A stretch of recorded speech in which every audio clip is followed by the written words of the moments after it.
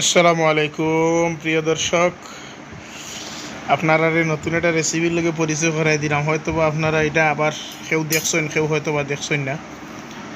Bread দিয়া বা পাউরুটি কয় যে পাউরুটি দিয়া দেখো কত সুন্দর করে আপনার রসমালাই তৈরি করেছি।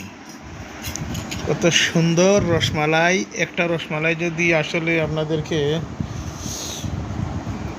চামচ দিয়ে দেখাই, এই যে দেখেন কত সুন্দর রস, ভিতরে রস।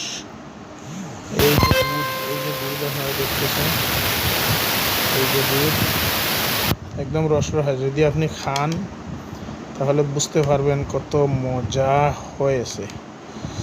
বিসমিল্লাহ, আমি একটু খাইয়া দেখি। বিসমিল্লাহির রহমানির রহিম। সেই স্বাদ, আসলে আপনারা খেলে বুঝতে পারবেন, বাসাতে ট্রাই করবেন।